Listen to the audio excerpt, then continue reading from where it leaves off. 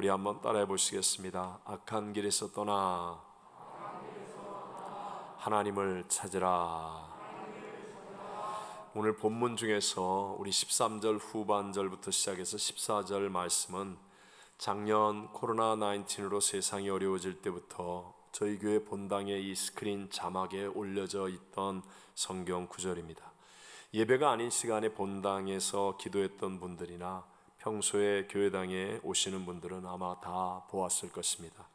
저도 기도하면서 수천 번 묵상했던 말씀입니다. 특별히 눈에 보이지도 않는 이 바이러스 앞에서도 무기력하게 팬데믹에 빠진 상황에서 그들의 땅을 고칠지라 라는 약속은 너무나 간절하게 묵상되어졌던 말씀이었습니다. 이 말씀은 솔로몬이 7년에 걸쳐 성전을 짓고 그 성전 봉헌식을 마친 날 밤에 하나님께서 나타나셔서 아버지 다윗에게 하셨던 언약을 다시 확인하며 해주신 말씀입니다. 하나님은 역사를 주관하시는 전지전능하신 분인 줄로 믿습니다. 그런 하나님께는요, 세상이 두려워 떠는 애굽 왕과 세계 최강의 전차 부대라 할지라도 바다를 갈라서 한순간에 수장시켜 버리는 일이 아무것도 아닙니다.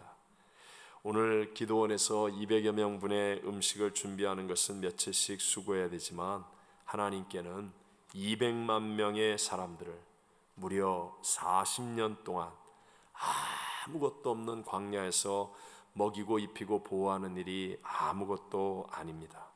저 우주와 만물을 창조하고 다스리신 하나님께는 태양을 멈추고 달을 멈추어 승리를 주는 일이 아무것도 아니라는 것입니다. 그 하나님이 바로 저와 여러분을 향해서 언약의 말씀을 주셨습니다. 다시 한번 우리 13절만 먼저 읽어봅니다.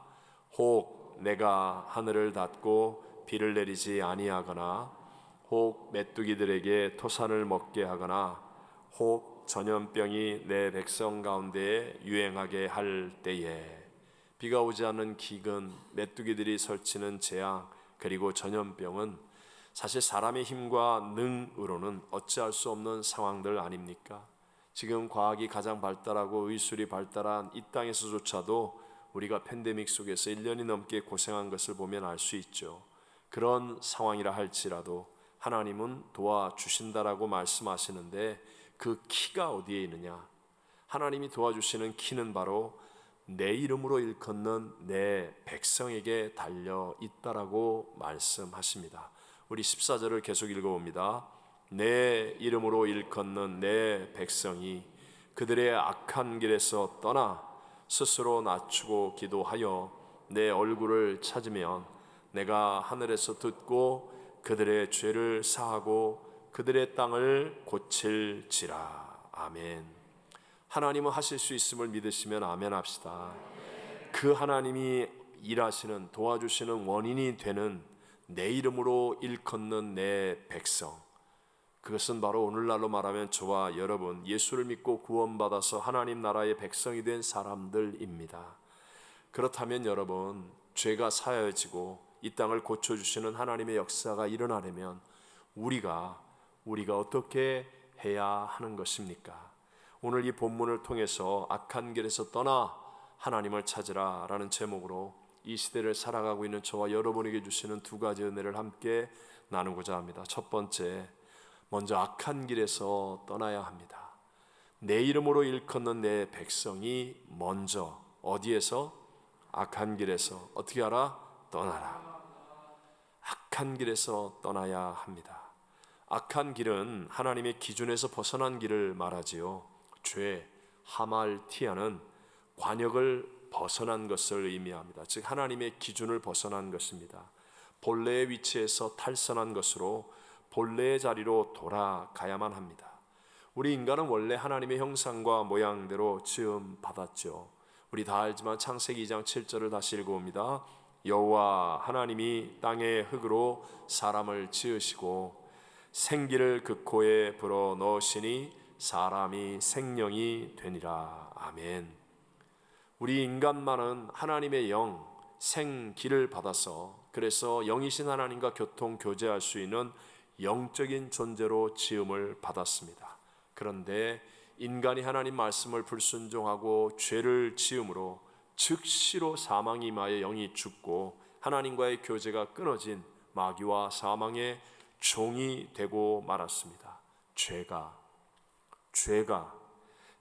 우리 인간을 하나님의 길에서 벗어나게 한 것입니다. 그래서 우리가 구원을 받는다라고 말하는 것은요, 죄 사함을 받아서 예수님의 십자가 유일한 죄 사함의 길, 그 십자가로 죄 사함을 받아서 부활의 예수의 영으로 거듭나 영이 살아나고, 그래서 하나님과 교통 교제하는 올바른 관계 속에서 살아가는 원래 아담과 하와의 모습을 회복하는 것이다 라고 말하는 것입니다. 참 뜨거운 열정으로 참된 복음을 전파하며 특별히 미국의 젊은이들 그리고 세계를 깨우는 설교가 중에 한 분이 폴 워셔 목사님이라고 계신데, 이분이 오하이오 주에 있는 한 교회에서 설교를 한 다음에 여느 때와 마찬가지로 구원 초청을 했습니다. 그런데 9살 된 어린 아이가 눈물을 흘리며 부들부들 떨면서 나오더라는 거예요. 그 작은 교회에서 9살 된 아이가 설교를 듣고 울면서 구원 초청에 응하여 나오니까 목사님이 강대상에서 내려가서 그 아이와 대화를 나눕니다. 얘야, 도대체 무슨 일이 있는데 그러니? 그러니까 아이가 말하는 거예요. 나 같은 죄인도 구원받을 수 있나요? 목사님이 깜짝 놀라 묻습니다. 너는 도대체 무슨 죄를 지었니? 아이가 하는 말이, 난 오늘 엄마 말을 안 들었어요. 그러자 거기 있던 대부분의 사람들이 소리를 내어 웃었습니다. 엄마 말을 안 들은 것을 가지고 무슨 지옥을 가고 구원을 못 받는다는 말을 하는 거야 라는 그런 분위기였습니다. 그러자 폴 워셔 목사님이 강단에 다시 돌아와 말씀하십니다. 여러분, 웃지 마십시오. 지금 주님께서 무슨 일을 하고 계신지 아십니까? 하나님께서는 지금 우리 모두가 가져야 할 죄에 대한 태도에 대해서 이 아이를 통해 우리에게 말씀하고 계십니다. 하나님께서는 엄마 말을 듣지 않았다는 이 아이의 작은 죄도 심판을 받아서 예수님으로부터 분리되어 지옥에 가기에 충분하다는 것을 말씀하고 있습니다.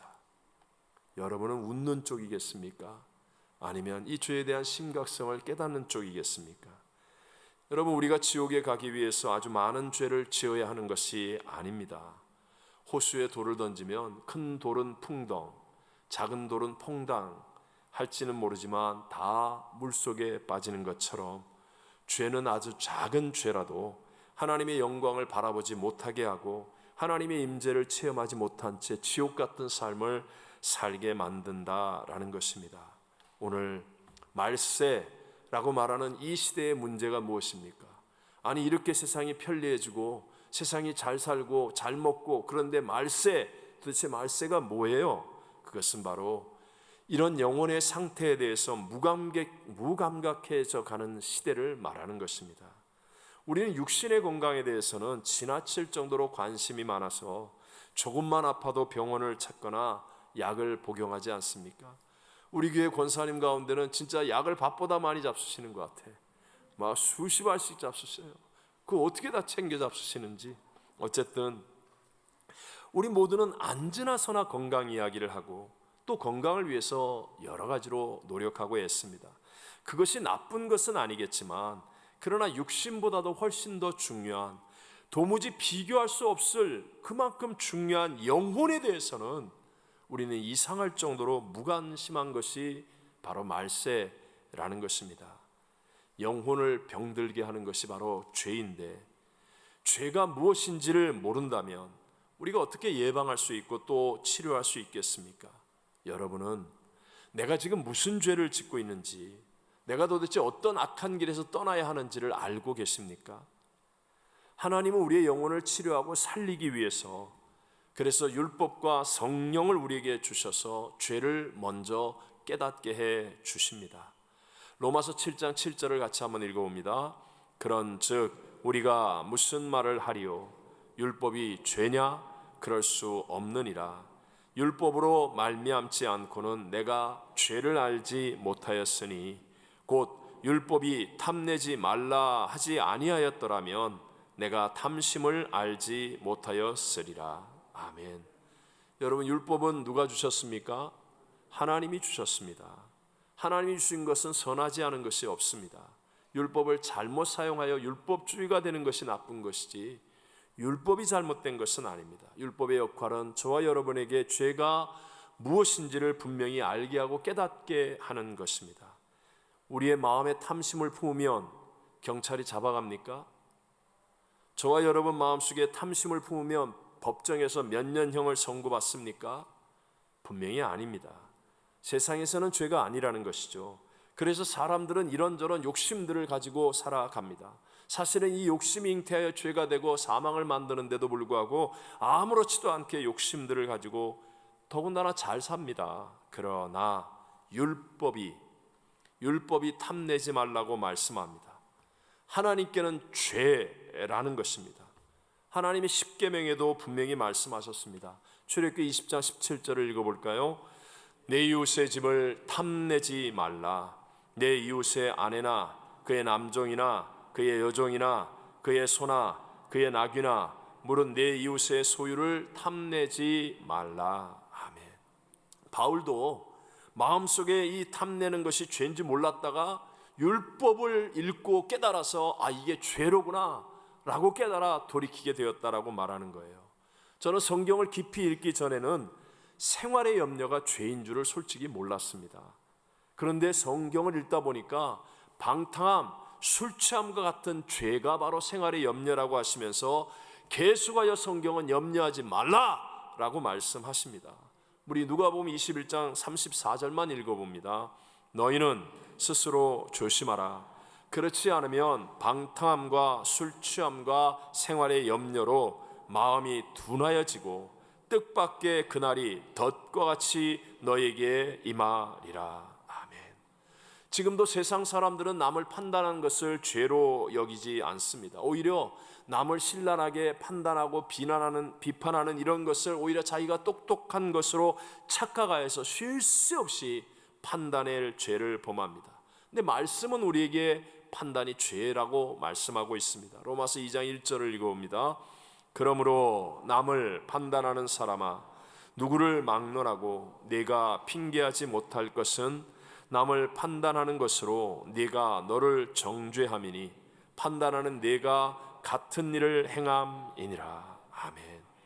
여러분, 우리의 영이 죽어 있었을 때는 죄가 무엇인지도 모르고 살았습니다. 마음의 음욕을 품어도, 다른 사람을 미워하는 마음을 가져도 이것이 간음이요 이것이 산이라고 하는 그 죄가 죄됨을 몰랐습니다. 그래서 우리는 떠나야 될 악한 길에서 떠나지 않았습니다. 하지만 이제는 저와 여러분 예수 그리스도의 십자가의 은혜로 구원을 받아서 하나님 나라의 백성이 되었습니다. 저와 여러분에 의해서 하나님이 이 땅을 살리시고 고치시는 이 키가 열리고 닫히는 것이 결정되어진다는 것입니다. 그러므로 우리는 성경을 읽고 듣고 묵상하여서 우리를 사로잡고 죽이고 멸망시키는 죄, 우리가 떠나야 될 악한 길이 무엇인가를 아는 사람이 되어져야 한다는 것입니다. 요한복음 16장 7절과 8절을 같이 한번 읽어봅니다. 그러나 내가 너희에게 실상을 말하노니 내가 떠나가는 것이 너희에게 유익이라. 내가 떠나가지 아니하면 보혜사가 너희에게로 오시지 아니할 것이요 가면 내가 그를 너희에게로 보내리니 그가 와서 죄에 대하여 의에 대하여 심판에 대하여 세상을 책망하시리라. 아멘. 예수님이 하신 말씀 아닙니까? 예수님을 보고 따라서 온 제자들에게 내가 떠나가는 것이 너에게 유익이라고 말하면 다 버리고 온 가정과 직장과 모든 일은 어떻게 되는 겁니까? 그 이유는 바로 예수님은 육체를 가지고 우리의 죄의 사함을 위해 이 땅에 오셨기 때문에 한계가 있다는 거예요. 하지만 예수님이 떠난 다음에 우리에게 임할 보혜사 성령 하나님은 영이시라. 우리 속에 거하시고 우리와 함께 하시고 세상 끝날까지도 우리와 함께 하실 수 있는 분이기 때문에 그것이 너에게도 유익이라고 말씀하시는데, 놀랍게도 성령이 오셔서 하시는 첫 번째 일은 죄에 대하여 책망하시는 거예요. 성령 하나님의 영은 거룩한 영이에요. 거룩한 하나님의 영은 죄와 함께 할 수 없습니다. 그래서 먼저 우리에게 죄에 대해서 책망하시는 거예요. 전에 제가 상파울로에서 사역할 때 큰 한국 마켓이 있었습니다. 거기에서 젊은 집사님이 친구와 물건을 사가지고 마켓 그 바구니에다가 이렇게 들고 계산대에 계산하려고 줄을 서 있었어요. 저는 보통 가게에 거의 잘 안 들어갑니다. 정말 여기 와서도 뭐 가게에 들어가 본 적이 이렇게 손을 꼽습니다. 그런데 그날은 무슨 일인지 제가 이상하게 들어가다가 그분과 딱 마주쳤어요. 근데 그 집사님이 너무 놀라가지고 자기가 들고 있던 바구니를 옆에 있는 친구에게 던졌는데 갑작스런 행동에 이 바구니가 떨어지고 물건이 막 쏟아지고 깨졌어요. 근데 내용물을 보니까 한국 소주 몇 병들 그리고 안주 거리들이었습니다. 어느 분은 길에서 담배를 피며 걷다가 갑자기 저를 마주치게 되었는데 너무 놀란 나머지 이 담배를 주먹으로 꽉 쥐어버리시더라고요. 그래서 제가 가서 얼른 펴가지고 담배를 떨어뜨려 주었는데 이미 이 손바닥을 담뱃불로 데워버리고 말았습니다. 여러분 왜 놀랍니까? 왜 집어던지고 깨뜨리고 왜 손을 대기까지 합니까? 제가 뭐라고 그랬습니까? 성령님이 책망하시기 때문입니다. 여러분이 오늘 예배 안 나왔다고 경찰이 와서 잡아갑니까? 법정에서 벌금 고지서 날라옵니까? 그런 일 없습니다. 그런데도 불편하고 평안하지 않고 힘든 까닭은 성령이 우리를 책망하시기 때문입니다. 그분들은요, 그 성령의 책망에 민감했기 때문에 사실 정말 제자 훈련 잘하고 상파울로에 있을 때 그분들은 기둥 같은 하나님의 사람들이 되었어요. 성령이 책망할 때 한 번, 두 번 무시하고 세 번 무시하면 나중에는 무감각해집니다. 죄를 죄로 깨닫지 못하고 그래서 세상과 시류를 따라 멸망의 길을 갈 수밖에 없다는 거예요. 의사가 병을 치료하려면 어디가 아픈지를 먼저 알아야 하죠. 우리가 악한 길, 정말 죄에서 떠나려면 먼저 말씀과 성령님을 통해서 죄가 무엇인지를 알아야 한다는 것입니다. 여러분 우리 모두 정말 하나님의 말씀을 묵상하고 성령과 함께하는 깨어있는 삶을 통하여 우리의 악한 길에서 떠나는, 죄에서 떠나는 은혜가 있게 되시기를 바랍니다. 두 번째, 내 이름으로 일컫는 내 백성이 키라고 했는데 해야 할 일이 겸손하게 하나님을 찾으라는 것입니다. 어떻게? 겸손하게. 누구를? 하나님을. 어떻게 알아? 찾으라. 겸손하게 하나님을 찾으라는 것입니다. 이게 키예요. 우리가 해야 될 키. 스스로 낮추고 기도하여 내 얼굴을 찾으면, 그러면 하나님께서 하늘에서 듣고 내 죄를 사하고 이 땅을 고칠지라.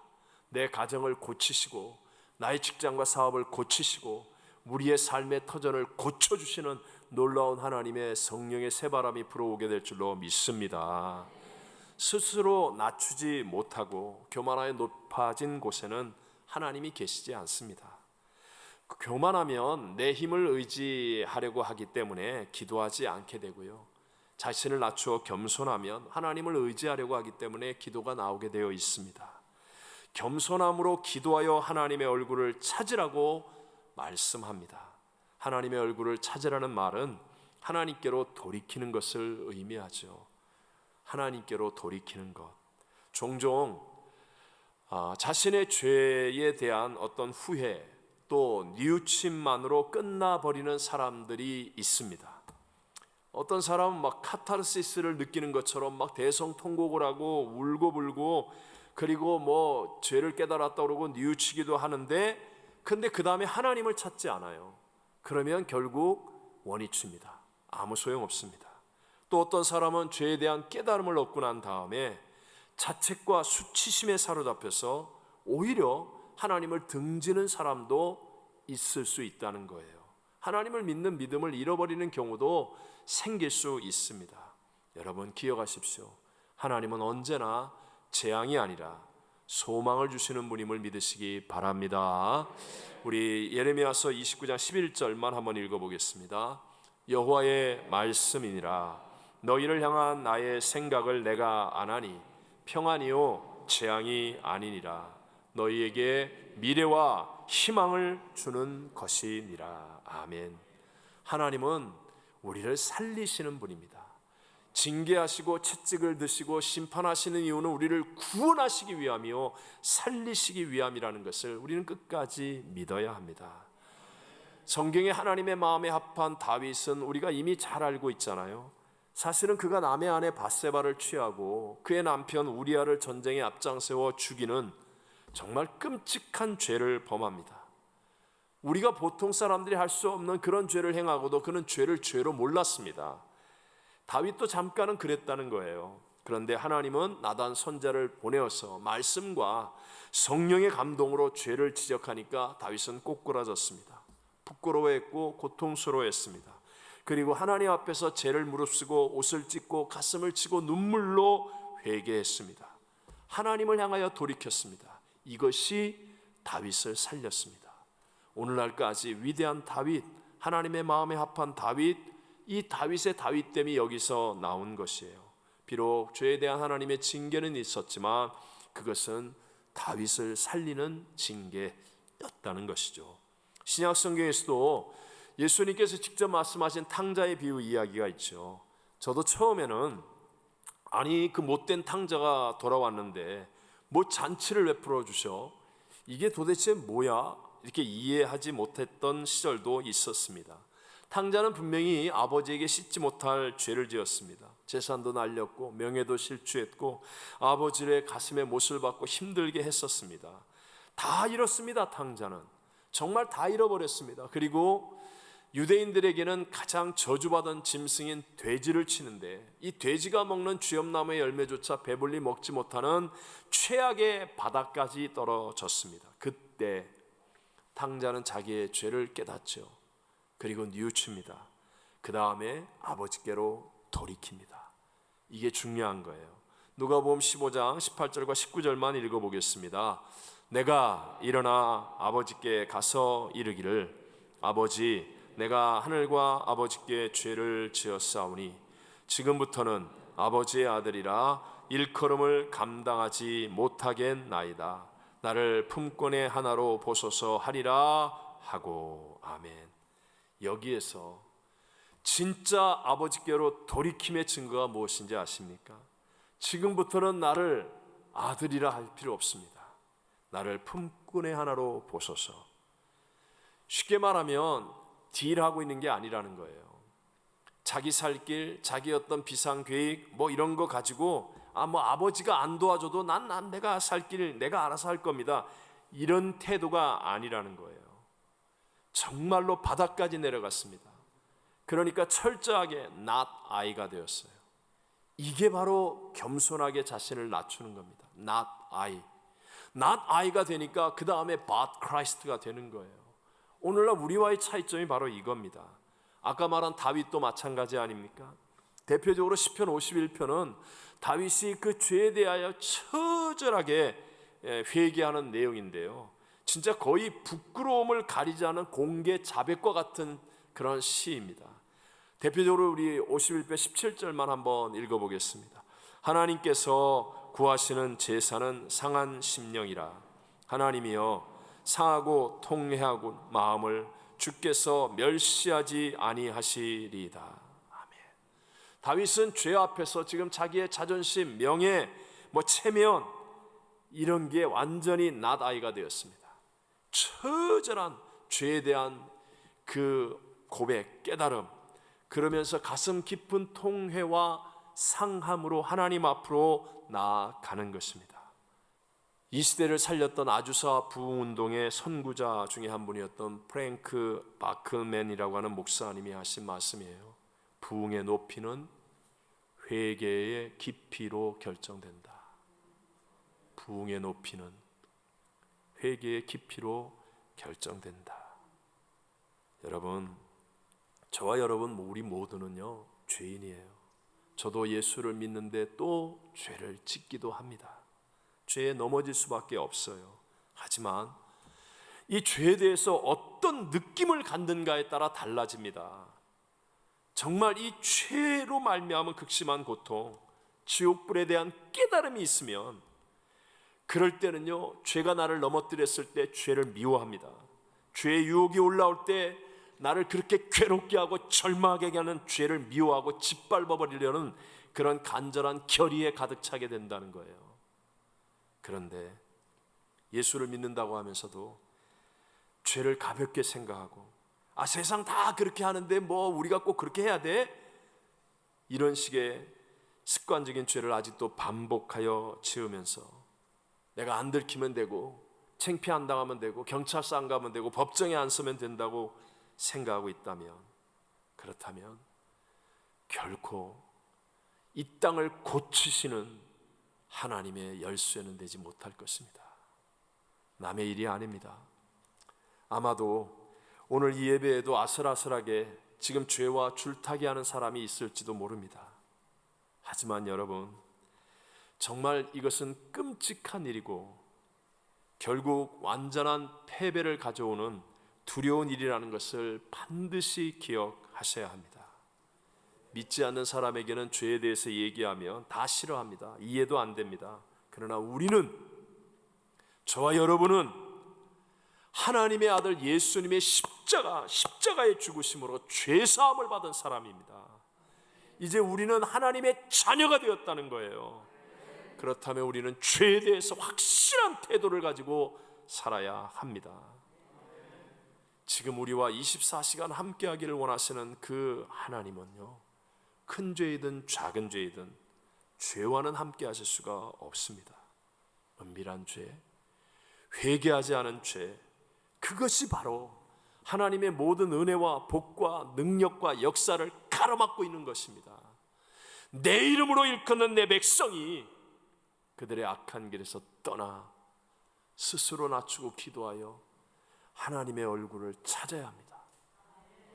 그러면 반드시 하나님이 우리를 살리시고 이 땅을 고쳐주시는 역사는 일어나게 될 줄로 믿습니다. 여러분, 예수님을 십자가에 못 박은 죄를 미워해야 됩니다. 하나님을 그렇게 고통스럽게 죽게 한 죄를 우리도 짓밟아야 합니다. 그렇게 할 때 우리는 악한 길에서 떠나서 겸손함으로 하나님을 찾게 되고 우리의 생각과 우리의 수준을 뛰어넘는 놀라운 하나님의 역사들을 우리의 삶 속에서 경험하게 되어진다는 것입니다. 결론으로 우리의 인생의 모든 기쁨과 위로와 보람은 여러분 세상에서 만들어지는 게 아니고요, 하나님께로부터 오는 것 아닙니까? 내가 하나님께로부터 오는 그 기쁨을 못 느끼기 때문에 우리는 세상을 기웃기웃합니다. 내가 약하고 또 외롭고 실패하고 병들고 심지어는 죽는 그 순간에도 나와 함께 하셔서 승리의 길로 이끌어 주실 분은 오직 하나님 한 분밖에는 없습니다. 하나님밖에는 없습니다. 이제 더 이상 우리는 모조품, 위조품, 가짜에 속으면 안 됩니다. 비슷한 신앙생활에서는 안 된다는 거예요. 우리 진실로 진리인 말씀과 하나님의 영 성령으로 죄를 깨닫고 철저하게 돌이켜서 우리 하나님과 함께 함으로 이전과 다른 정말 하나님께서 새롭게 하시는 그 다윗의 죄도 일으켜주시고 탕자도 일으켜주시는 그 하나님의 은혜 속에서 내 가정을 살리고 직장과 사업을 살리고 이 땅을 살리는 그런 위대한 신앙인이 다 되시기를 주의 이름으로 축원합니다.